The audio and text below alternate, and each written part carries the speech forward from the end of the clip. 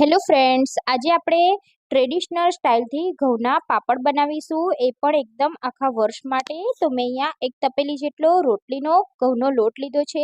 એને આપણે એક વાસણમાં કાઢી લઈશું, કારણ કે આપણે તે જ તપેલી ભરી અને માપ લેવાનું છે. તો આપણે એક તપેલી લોટ સાથે 1.5 તપેલી પાણી લેવાનું છે. આપણે તેમાં 1 ચમચી મીઠું એડ કરી દઈશું અને 1 ચમચી પાપડ ખાર એડ કરી દઈશું, જેથી આપણા પાપડ એકદમ સરસ ફૂલે અને ખીચિયા બને. પછી આપણે પાણીને ઉકળવા દેવાનું છે. પાણી ઉકળે એટલે એમાં થોડો થોડો લોટ એડ કરતા જઈશું અને સરસ એવું આપણે ખીચું બનાવી લેવાનું છે. તો લોટને આપણે આ રીતનો એકદમ સરસ ઘટ થાય ત્યાં સુધી એડ કરવાનો છે. તો બધો જ લોટ એડ થઈ ગયો છે. થોડીક વાર માટે આપણે ખીચુંને સ્ટીમ થવા દીધું. પછી આપણે જોઈ શકીએ છીએ કે આપણું અહીંયા ખીચું બન્યું છે.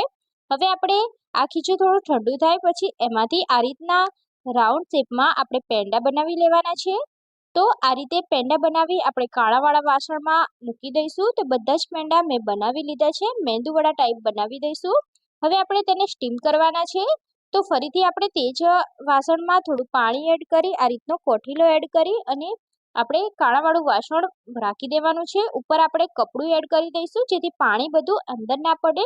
પછી આપણે તેને 15 મિનિટ સ્ટીમ કરીશું અને અહીંયા આપણે ચેક કરી લઈએ તો આપણું એકદમ પરફેક્ટ પાપડ માટે ખીચું બનીને રેડી છે. હવે આપણે તેને એક પ્લાસ્ટિકની થેલી પર રાખી દેવાનું છે. થોડું તેલ એડ કરી આપણે આ ખીચુંને સરસ રીતે મસળી લેવાનું છે.